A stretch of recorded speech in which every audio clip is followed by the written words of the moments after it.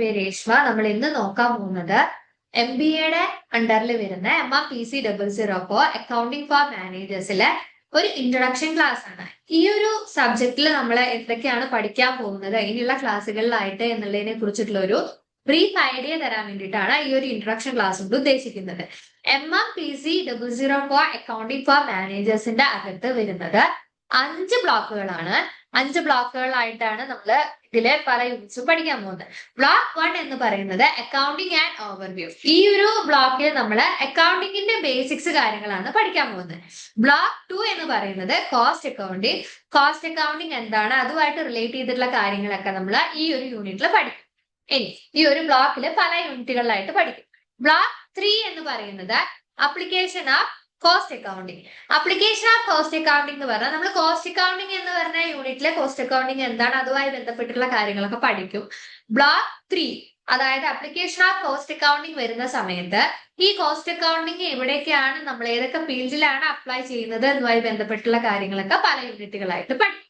ഇനി ബ്ലോക്ക് 4 എന്ന് പറയുന്നത് ഫൈനാൻഷ്യൽ സ്റ്റേറ്റ്മെന്റ് അനാലിസിസ്. അതായത് അക്കൗണ്ട്സുമായി ബന്ധപ്പെട്ട് വരുന്ന സ്റ്റേറ്റ്മെന്റ്സ്, ഫൈനാൻഷ്യൽ സ്റ്റേറ്റ്മെന്റ്സിനെ എങ്ങനെയാണ് അനലൈസ് ചെയ്യുക, അതുമായി ബന്ധപ്പെട്ട് നമുക്ക് എന്തൊക്കെ കാര്യങ്ങൾ കിട്ടും, അങ്ങനത്തെ കാര്യങ്ങളൊക്കെ നമ്മൾ പല യൂണിറ്റുകളിലായിട്ട് ബ്ലോക്ക് 4 പഠിക്കും. ബ്ലോക്ക് 5 വരുമ്പോൾ എമർജിംഗ് ഇഷ്യൂസ് ഇൻ അക്കൗണ്ടിങ്, അക്കൗണ്ടിങ്ങുമായി ബന്ധപ്പെട്ട് വരുന്ന ഇഷ്യൂസിനെ കുറിച്ചിട്ട് നമ്മൾ യൂണിറ്റുകളിലായിട്ട് പഠിക്കും. ഇനി ആദ്യത്തെ block 1 accounting and overview. Accounting and ഓവർവ്യൂവില് നമ്മൾ 5 യൂണിറ്റുകളാണ് പഠിക്കാൻ പോകുന്നത്. First unit introduction to accounting, second unit preparation of books of accounting, unit 3 financial statements, unit 4 preparation of final accounts of companies, unit 5 cash flow statement. അപ്പോൾ first യൂണിറ്റില് introduction to accounting അതിൽ എന്താ പഠിക്കാൻ പോകുന്നത് വെച്ചാൽ അക്കൗണ്ടിങ് എന്താണ്, അക്കൗണ്ടിങ്ങിന്റെ meaning എന്താണ്, അക്കൗണ്ടിങ്ങിന്റെ purpose എന്താണ്, accounting എന്തുകൊണ്ട് എന്താണ് ഉദ്ദേശിക്കുന്നത്. ദെൻ അക്കൗണ്ടിങ് എന്ന് പറഞ്ഞു കഴിഞ്ഞാൽ എന്താണ്, ഒരു കമ്പനിയുടെ അകത്ത് നടക്കുന്ന ഫൈനാൻഷ്യൽ ട്രാൻസാക്ഷൻസിന്റെ അതിനെ പ്രോപ്പറായിട്ട് റെക്കോർഡ് ചെയ്ത് ക്ലാസിഫൈ ചെയ്ത് സമ്മറൈസ് ചെയ്തതിനു ശേഷം ഇന്റർപ്രറ്റ് ചെയ്യുന്ന ആ ഒരു രീതിനെ, അത് പ്രോപ്പറായിട്ട് ബിസിനസിന്റെ പെർഫോമൻസ് എങ്ങനെയാണെന്ന് കമ്മ്യൂണിക്കേറ്റ് ചെയ്യാൻ വേണ്ടിയിട്ട് ആ ചെയ്യുന്ന ആ ഒരു സിസ്റ്റമാറ്റിക് പ്രോസസ്സിനെയാണ് അക്കൗണ്ടിങ് എന്ന് പറയുന്നത്. അതായത് ചുരുക്കി പറഞ്ഞു കഴിഞ്ഞു കഴിഞ്ഞാൽ ഒരു കമ്പനിയുടെ അകത്ത് വരുന്ന ഫൈനാൻഷ്യൽ ട്രാൻസാക്ഷൻസ് ഒക്കെ മനസ്സിലാക്കി അത് പ്രോപ്പറായിട്ട് റെക്കോർഡ് ചെയ്ത് അതിനെ ഓരോ ഇതിനെ ബേസ് ചെയ്തിട്ട് ക്ലാസിഫൈ ചെയ്ത് സമ്മറൈസ് ചെയ്തിട്ട് ഇന്റർപ്രറ്റ് ചെയ്യുന്ന രീതി, അതിനെയാണ് അക്കൗണ്ടിങ് എന്ന് പറയുന്നത്. അതിന്റെ മെയിൻ ഒബ്ജക്റ്റീവ്സ് എന്തൊക്കെയാണ്, റെക്കോർഡ്സ് മെയിൻറ്റെയിൻ ചെയ്യുക, ആ ഒരു കമ്പനിക്ക് പ്രോഫിറ്റ് ആണോ ലോസ് ആണോ എന്നുള്ളത് മനസ്സിലാക്കുക, ആ കമ്പനിയുടെ ഫൈനാൻഷ്യൽ പൊസിഷൻ എന്താണെന്ന് ഡിറ്റർമിൻ ചെയ്യുക, അങ്ങനെയുള്ള പല ഒബ്ജക്റ്റീവ്സ് നമ്മൾ ഈ യൂണിറ്റിലൂടെ പഠിക്കും. അക്കൗണ്ടിങ് സൈക്കിൾ, അക്കൗണ്ടിങ് സൈക്കിളിന്റെ ആ ഒരു ഇത് identify, measure, record, classify, summarise, analyse, communicate, ആ ഒരു അക്കൗണ്ടിങ് സൈക്കിൾ എങ്ങനെയാണ് വരുന്നത്, അതുമായി ബന്ധപ്പെട്ട് വരുന്ന കീ കൺസെപ്റ്റ്സ് എന്തൊക്കെയാണ്, ഈ അക്കൗണ്ടിങ്ങിന്റെ അപ്ലിക്കേഷൻസ്, എവല്യൂഷൻ, ഇതൊക്കെ നമ്മൾ ഫസ്റ്റ് യൂണിറ്റിൽ പഠിക്കും. ഇനി സെക്കൻഡ് യൂണിറ്റിൽ അതായത് പ്രിപ്പറേഷൻ ഓഫ് ബുക്സിൽ വരുന്നത് എന്താണെന്ന് വെച്ചാൽ പലതരത്തിലുള്ള അക്കൗണ്ടിങ്ങുമായി ബന്ധപ്പെട്ട് വരുന്ന ബുക്സ്, അതായത് ജേർണൽ, ലെഡ്ജർ, അതുപോലെ സബ്സിഡറി ബുക്സ്, ഈ കാര്യങ്ങളൊക്കെ നമ്മൾ നോക്കും. അക്കൗണ്ടിങ് പ്രോസസ് എങ്ങനെയാണ് നടക്കുന്നത് എന്നുള്ളത് നോക്കും. ഡബിൾ എൻട്രി സിസ്റ്റം, അതായത് ഡെബിറ്റ് ക്രെഡിറ്റ് സിസ്റ്റം എന്താണ്, അതുമായി ബന്ധപ്പെട്ടുള്ള കാര്യങ്ങൾ നമ്മൾ പഠിക്കും. ദെൻ എന്താണ് ഈ ബുക്ക് പ്രിപ്പയർ ചെയ്തുകൊണ്ടുള്ള ഇമ്പോർട്ടൻസ് എന്തൊക്കെയാണ് എന്നുള്ളത് നമ്മൾ 2 പഠിക്കും. യൂണിറ്റ് 3 ഫൈനാൻഷ്യൽ സ്റ്റേറ്റ്മെന്റ്സിൽ നമ്മൾ എന്താണ് ഫൈനാൻഷ്യൽ സ്റ്റേറ്റ്മെന്റ്സ് കൊണ്ടുള്ള പർപ്പസ്, അത് ആരാണ് യൂസ് ചെയ്യുന്നത്, ഈ ഫൈനാൻഷ്യൽ സ്റ്റേറ്റ്മെന്റ്സ് പറഞ്ഞാൽ അതിൽ എന്തൊക്കെ വരും, income statement, balance sheet, cash flow statement, ഇങ്ങനെയുള്ള കാര്യങ്ങളൊക്കെ ആരാണ് യൂസ് ചെയ്യുന്നത്, അതിന്റെ പർപ്പസ് എന്തൊക്കെയാണ് എന്നുള്ളത്, അതുപോലെ അത് എങ്ങനെയാണ് പ്രിപ്പയർ ചെയ്യുന്നത്, അത് ടോട്ടലായിട്ട് ഇപ്പോൾ റേഷ്യോ അനാലിസിസ്, ട്രെൻഡ് അനാലിസിസ് ഒക്കെ വെച്ച് പ്രോപ്പറായിട്ട് അനലൈസ് ചെയ്ത് ഇതിന് എന്തൊക്കെ ലിമിറ്റേഷൻസ് ആ വരുന്നത് എന്നുള്ള കാര്യങ്ങളൊക്കെ നമ്മൾ യൂണിറ്റ് 3 പഠിക്കും. ഇനി യൂണിറ്റ് 4 വരുമ്പോ ഒരു കമ്പനിയുടെ ഫൈനൽ അക്കൗണ്ട്, കമ്പനീസിന്റെ ഫൈനൽ അക്കൗണ്ട് പ്രിപ്പയർ ചെയ്യേണ്ടതാണ് യൂണിറ്റ് 4 നമ്മൾ പഠിക്കാൻ പോകുന്നത്. അതായത് ഒരു കമ്പനിയുടെ പ്രോഫിറ്റും ലോസും എന്താണ്, ആ കമ്പനിയുടെ കറന്റ് പൊസിഷൻ എന്ന് നമുക്ക് കറക്റ്റ് ആയിട്ട് മനസ്സിലാക്കി തരുന്നതാണ് എന്ത്, ഫൈനൽ അക്കൗണ്ട് എന്ന് പറയുന്നത്. അപ്പൊ അതിന്റെ മെയിൻ പർപ്പസ് എന്താണ്, അതുമായി ബന്ധപ്പെട്ട് വരുന്ന മെയിൻ കമ്പോണൻസ് എന്തൊക്കെയാണ്, പ്രിപ്പറേഷൻ പ്രോസസ് എങ്ങനെയാണ്, എന്തൊക്കെയാണ് കീ അഡ്ജസ്റ്റ്മെന്റ്സ് വരുന്നത്, ഡിസ്ക്ലോഷേഴ്സ് എന്തൊക്കെയാണ് എന്നുള്ളതൊക്കെ നമ്മൾ യൂണിറ്റ് 4 പഠിക്കും. ഇനി യൂണിറ്റ് 5 ക്യാഷ് ഫ്ലോ സ്റ്റേറ്റ്മെന്റിൽ എന്താണ് cash flow statement? Cash flow statement എന്ന് പറഞ്ഞു കഴിഞ്ഞാൽ എന്താ? ഒരു കമ്പനിയുടെ അകത്ത് ഒരു പീരീഡിൽ വരുന്ന ക്യാഷ് ഇൻഫ്ലോ ആൻഡ് ഔട്ട്ഫ്ലോസിനെ റെക്കോർഡ് ചെയ്യുന്ന ഒരു സ്റ്റേറ്റ്മെന്റിനെയാണ് ക്യാഷ് ഫ്ലോ സ്റ്റേറ്റ്മെന്റ് എന്ന് പറയുന്നത്. അപ്പൊ ആ ക്യാഷ് ഫ്ലോ സ്റ്റേറ്റ്മെന്റ് എന്താണ്, അത് എന്തുകൊണ്ടാണ് മാൻഡേറ്ററി എന്ന് പറയുന്നത്, അതുമായി ബന്ധപ്പെട്ടിട്ടുള്ള കാര്യങ്ങളൊക്കെയാണ് നമ്മൾ യൂണിറ്റ് 5 പഠിക്കാൻ പോകുന്നത്. ഇനി ബ്ലോക്ക് 2 കോസ്റ്റ് അക്കൗണ്ടിംഗിൽ നമ്മൾ 3 യൂണിറ്റുകളാണ് പഠിക്കാൻ പോകുന്നത്. Unit 6 understanding and classifying cost, unit 7 absorption and marginal costing, unit 8 activity based costing. അതായത് unit 6 understanding and identifying cost, അതായത് കോസ്റ്റ് എന്താണ് എന്നുള്ളത് ആദ്യം നമ്മൾ പഠിക്കും. കോസ്റ്റുമായി ബന്ധപ്പെട്ട് വരുന്ന എലമെന്റ്സ്, അതിൽ 3 ബേസിക് എലമെന്റ്സ് ആണ് വരുന്നത്. Material, labour, expense. അതിനെ വീണ്ടും ഡയറക്റ്റ് ആൻഡ് ഇൻഡയറക്റ്റ് ആയിട്ട് ഡിവൈഡ് ചെയ്യും. ദെൻ ഓവർ ഹെഡ് എന്താണ്, ടോട്ടൽ കോസ്റ്റ് എന്താണ് എന്നുള്ളതൊക്കെ നമ്മൾ ഇതിൽ പഠിക്കും. പിന്നെ കോസ്റ്റിന്റെ തന്നെ classification, semi variable, step cost, അങ്ങനെയുള്ള ക്ലാസിഫിക്കേഷനെ കുറിച്ചിട്ടും അതേപോലെ അതർ കോസ്റ്റ് കൺസെപ്റ്റ്സ് അതായത് direct versus indirect, controllable versus uncontrollable, sung, opportunity, shut down, incremental, അങ്ങനെയുള്ള കാര്യങ്ങളൊക്കെ നമ്മൾ ഈ ഒരു യൂണിറ്റിൽ പഠിക്കും. ഇനി യൂണിറ്റ് 7 അബ്സോർപ്ഷൻ ആൻഡ് മാർജിനൽ കോസ്റ്റിംഗിൽ നമ്മൾ എന്താണ് അബ്സോർപ്ഷൻ കോസ്റ്റിംഗ്, എന്താണ് മാർജിനൽ കോസ്റ്റിംഗ്, അതുപോലെ കോൺട്രിബ്യൂഷൻ എന്ന് വെച്ചാൽ എന്താണ്, ഇങ്ങനത്തെ അത് തമ്മിലുള്ള കീ ഡിഫറൻസ് എന്തൊക്കെയാണ് എന്നുള്ളതൊക്കെ നമ്മൾ യൂണിറ്റ് 7 പഠിക്കും. ഇനി യൂണിറ്റ് 8 ആക്ടിവിറ്റി ബേസ്ഡ് കോസ്റ്റിംഗ് എന്താണ്? ആക്ടിവിറ്റി ബേസ്ഡ് കോസ്റ്റിംഗ് എന്ന് പറഞ്ഞു കഴിഞ്ഞാൽ ആക്ടിവിറ്റീസിൽ നമ്മൾ എന്തൊക്കെ കോസ്റ്റ് ഇട്ട് അതുമായി ബന്ധപ്പെട്ടുള്ള കാര്യങ്ങൾ ട്രേസ് ചെയ്യുന്നതും അതിനെ കുറിച്ചിട്ടൊക്കെയാണ് നമ്മൾ ആക്ടിവിറ്റി ബേസ്ഡ് കോസ്റ്റിംഗിൽ പഠിക്കുക. ഇതില് എന്താ വെച്ചാൽ വാല്യൂ ആഡിങ്ങും നോൺ വാല്യൂ ആഡിങ് ആക്ടിവിറ്റീസിനെ പ്രോപ്പർ ആയിട്ട് ഐഡന്റിഫൈ ചെയ്യാൻ എന്ത് ഹെൽപ്പ് ചെയ്യും? ആക്ടിവിറ്റി ബേസ്ഡ് കോസ്റ്റിംഗ് ഹെൽപ്പ് ചെയ്യും. അപ്പൊ അങ്ങനെയുള്ള കാര്യങ്ങൾ, അതിന്റെ മെറിറ്റ്സ് എന്തൊക്കെയാണ്, ഡിമെറിറ്റ്സ് എന്തൊക്കെയാണെന്നുള്ളതൊക്കെ നമ്മൾ യൂണിറ്റ് 8 പഠിക്കും.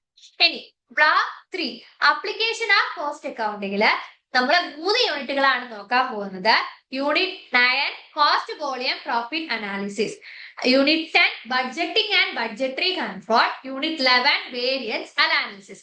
യൂണിറ്റ് 9 കോസ്റ്റ് വോളിയം പ്രോഫിറ്റ് അനാലിസിസിൽ എങ്ങനെ, അതായത് ഒരു കമ്പനിയുടെ അകത്തുള്ള അല്ലെങ്കിൽ ഒരു ഇതിന്റെ ഒരു പ്രോഫിറ്റ് ഡിറ്റർമിൻ ചെയ്യാൻ വേണ്ടിയിട്ട് എങ്ങനെയാണ് കോസ്റ്റ്, സെയിൽസ് വോളിയം, അതുപോലെ പ്രൈസ്, ഇതൊക്കെ എങ്ങനെയാണ് പ്രോഫിറ്റുമായിട്ട് കമ്പയർ ചെയ്യുമ്പോൾ ഇന്ററാക്ട് ചെയ്ത് നിൽക്കുന്നത്, അത് എങ്ങനെയാണ് എന്നുള്ളത് മനസ്സിലാക്കിയിട്ട് അത് വെച്ചിട്ട് ഡിസിഷൻ മേക്ക് ചെയ്യാൻ വേണ്ടിയിട്ട് ഹെൽപ്പ് ചെയ്യുന്നതാണ് ഈ കോസ്റ്റ് വോളിയം പ്രോഫിറ്റ് അനാലിസിസ് എന്ന് പറയുന്നത്. അതിലെ മെയിൻ ഒരു പോയിന്റ് ആണ് ഈ ബ്രേക്ക് ഇവൻ പോയിന്റ് എന്ന് പറയുന്നത്. ബ്രേക്ക് ഇവൻ പോയിന്റ് എന്ന് പറഞ്ഞു കഴിഞ്ഞാൽ ഒരു സെയിൽസിന്റെ ലെവൽ എടുത്തു കഴിഞ്ഞാൽ ടോട്ടൽ റവന്യൂ ടോട്ടൽ കോസ്റ്റുമായിട്ട് ഈക്വൽ ചെയ്ത് വരുന്ന ഒരു പോയിന്റിനെയാണ് ബ്രേക്ക് ഇവൻ പോയിന്റ് എന്ന് പറയുന്നത്. അപ്പൊ യൂണിറ്റ് 9 നമ്മൾ ഈ ബ്രേക്ക് ഇവൻ പോയിന്റ് എന്താണ്, കോൺട്രിബ്യൂഷൻ എന്ന് വെച്ചാൽ എന്താണ്, മാർജിൻ ഓഫ് സേഫ്റ്റി എന്ന് വെച്ചാൽ എന്താണ് എന്നുള്ള കാര്യങ്ങളൊക്കെ നമ്മൾ യൂണിറ്റ് 9 പഠിക്കും. അതേപോലെ അതെങ്ങനെ അനാലിസിസ് ചെയ്യാം എന്നുള്ള കാര്യങ്ങളൊക്കെ യൂണിറ്റ് 9 പഠിക്കും.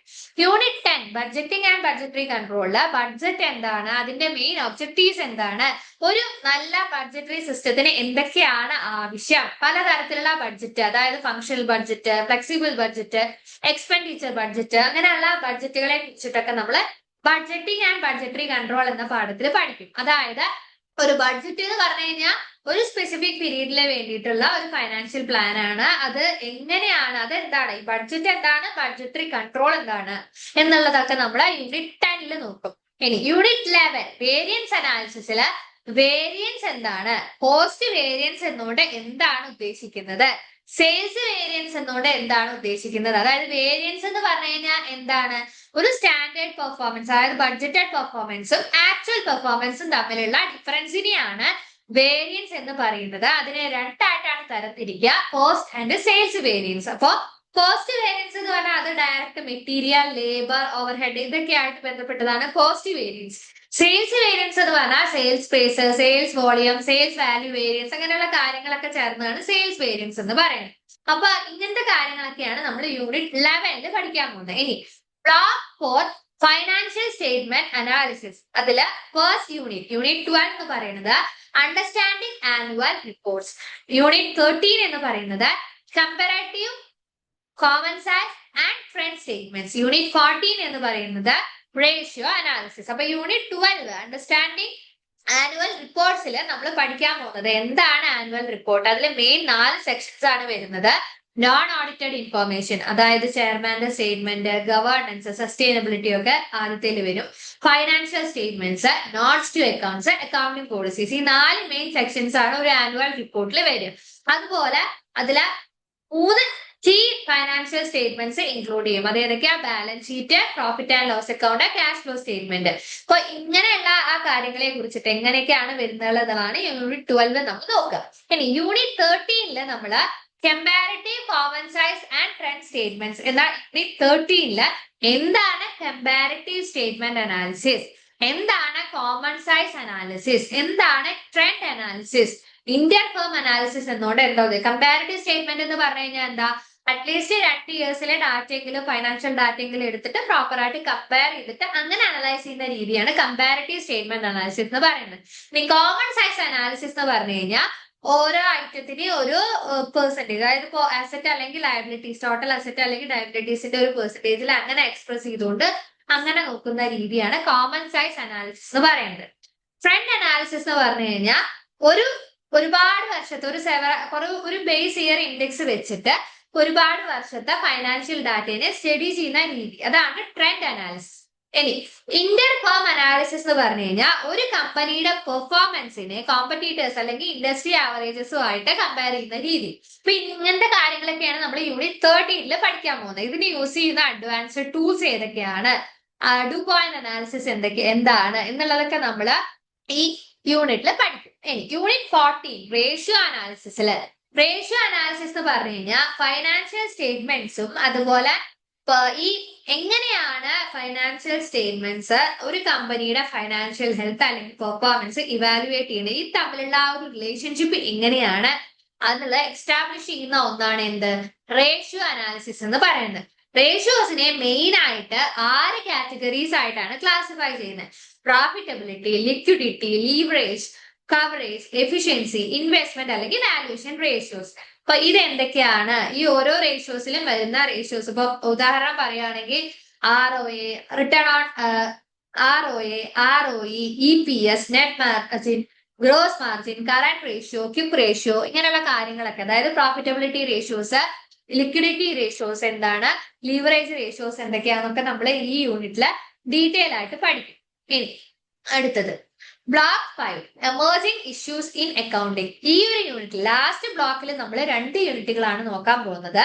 Unit 15 human resource accounting, unit 16 forensic accounting. അതായത് അക്കൗണ്ടിങ് ആയി ബന്ധപ്പെട്ട് വരുന്നോണ്ടിരിക്കുന്ന ഇഷ്യൂസിനെ കുറിച്ചിട്ടാണ് നമ്മൾ ഇതിൽ നോക്കുന്നത്. ഇപ്പൊ യൂണിറ്റ് 15 ഹ്യൂമൻ റിസോഴ്സ് അക്കൗണ്ടിങ്ങില് എന്ന് പറഞ്ഞു കഴിഞ്ഞാൽ നമ്മള് പീപ്പിളിനെ അസറ്റ് ആയിട്ട്, അതായത് ഈ എക്സ്പെൻസസിനെ നോക്കാതെ അസറ്റ്സിനെ ഇതാക്കാതെ നമ്മൾ പീപ്പിളിനെ അസറ്റ്സ് ആയിട്ട് കണ്ടുകൊണ്ട് മെഷർ ചെയ്യുന്ന രീതി, ഒരു ഓർഗനൈസേഷന്റെ വാല്യൂ മെഷർ ചെയ്യുന്ന രീതിയാണ് ഹ്യൂമൻ റിസോഴ്സ് അക്കൗണ്ടിങ് എന്ന് പറയുന്നത്. എന്താണ് ഈ ഹ്യൂമൻ റിസോഴ്സ് അക്കൗണ്ടിങ്ങിന്റെ നീഡ് ഏറ്റവും കൂടാൻ കാരണം? ഇപ്പോഴത്തെ ഈ ഒരു HR പ്രോഗ്രാംസിനെ അതായത് ഒരു കമ്പനിയിലെ വർക്ക് ഫോഴ്സ് നന്നായാലാണ് അവരുടെ പ്രോഫിറ്റബിലിറ്റി, അവരുടെ പ്രൊഡക്ടിവിറ്റി കൂടുള്ളൂ.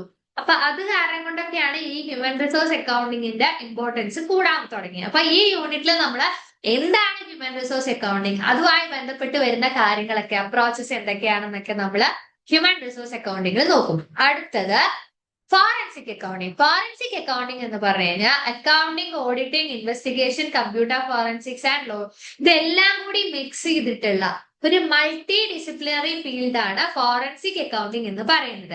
അതിൽ നമ്മൾ എന്താണ് ഫോറൻസിക് അക്കൗണ്ടിങ്, അതുമായി ബന്ധപ്പെട്ട് വരുന്ന ഫ്രോഡ്സിനെ കുറിച്ചും ഫ്രോഡ് ട്രയാങ്കിൾസിനെ കുറിച്ചിട്ടും ഇതിന്റെ അപ്ലിക്കേഷൻസിനെ കുറിച്ചിട്ടൊക്കെ നമ്മൾ നോക്കും. ഫ്രോഡ് ട്രയാങ്കിൾ എന്ന് പറഞ്ഞു കഴിഞ്ഞാൽ എന്താണ്? ഈ ഒരു ഫ്രോഡ് എന്ന് പറയുന്നത് ഒക്കർ ചെയ്യുന്നത് 3 ഫാക്ടേഴ്സിനെ ഇതാക്കിയിട്ടാണ്. 1 ഇൻസെന്റീവ് അല്ലെങ്കിൽ പ്രഷർ, 2 ഓപ്പർച്യൂണിറ്റി, 3 റാഷണലൈസേഷൻ അല്ലെങ്കിൽ ആറ്റിറ്റ്യൂഡ്. ഈ 3 ഫാക്ടേഴ്സിന്റെ ബേസ് ചെയ്തിട്ടാണ് ഒരു ഫ്രോഡിനെ നമ്മൾ എക്സ്പ്ലെയിൻ ചെയ്യുന്നത്. അതിനെയാണ് ഫ്രോഡ് ട്രയാങ്കിൾ എന്ന് പറയുന്നത്. അപ്പൊ ഈ കാര്യങ്ങളൊക്കെ നമ്മൾ ഡീറ്റെയിൽ ആയിട്ട് എന്തിൽ പഠിക്കും? ലാസ്റ്റ് യൂണിറ്റ് 16 ഫോറൻസിക് അക്കൗണ്ടിങ്ങിൽ പഠിക്കും. അപ്പോ നമ്മള് ഈ ഒരു MMPC 004 അക്കൗണ്ടിങ്ങിന്റെ പോർഷനിൽ നമ്മൾ അക്കൗണ്ടിങ് ഫോർ മാനേജേഴ്സിൽ നമ്മൾ 5 ബ്ലോക്കുകളാണ് പഠിക്കാൻ പോകുന്നത്. Accounting and overview, post accounting, application of post accounting, financial statement analysis, emerging issues in accounting. ഈ 5 ബ്ലോക്കുകളിലായിട്ട് 16 യൂണിറ്റുകളാണ് നമ്മൾ ഇനി വരുന്ന ക്ലാസ്സുകളിൽ ഡീറ്റെയിൽ ആയിട്ട് നോക്കാൻ പോകുന്നത്. ഈ ഒരു ഇതില് മെയിൻ ആയിട്ട് അക്കൗണ്ടിങ്ങിന്റെ ബേസിക്സ്, അതായത് അക്കൗണ്ടിങ് എന്താണ്, അക്കൗണ്ടിങ്ങുമായിട്ട് റിലേറ്റ് ചെയ്ത് വരുന്ന കൺസെപ്റ്റ്സ് എന്തൊക്കെയാണ്, ഫൈനാൻഷ്യൽ സ്റ്റേറ്റ്മെന്റ്സ് എന്തൊക്കെയാണ്, അതുപോലെ ലെഡ്ജർ, ജേണൽ, ഇങ്ങനത്തെ കാര്യങ്ങള്, കോസ്റ്റ് അക്കൗണ്ടിങ്, അതിന്റെ ആപ്ലിക്കേഷൻ, ഫൈനാൻഷ്യൽ സ്റ്റേറ്റ്മെന്റ്സ്, അതായത് profit and loss account, balance sheet, ഇങ്ങനെയുള്ള കാര്യങ്ങളൊക്കെ എങ്ങനെ അനലൈസ് ചെയ്യുക, അത് എങ്ങനെ കമ്പനിക്ക് മെറിറ്റ് ഡിമെറിറ്റ്സ് എങ്ങനെയാണ് വരുന്നത്, ഒരു കമ്പനിയുടെ ഡിസിഷൻ മേക്കിങ്ങിനെ ഇത് എങ്ങനെയാ ഹെൽപ്പ് ചെയ്യുന്നത്, അതുപോലെ എന്തൊക്കെ ഇഷ്യൂസ് ആണ് അക്കൗണ്ടിങ്ങുമായി ബന്ധപ്പെട്ട് എമേർജ് ചെയ്ത് വരുന്നത് എന്നുള്ള കാര്യങ്ങളൊക്കെ നമ്മൾ ഇനി വരുന്ന ക്ലാസ്സുകളിലായിട്ട് ഇതിന്റെ ഓരോ യൂണിറ്റിലായിട്ട് നമ്മൾ പഠിക്കും.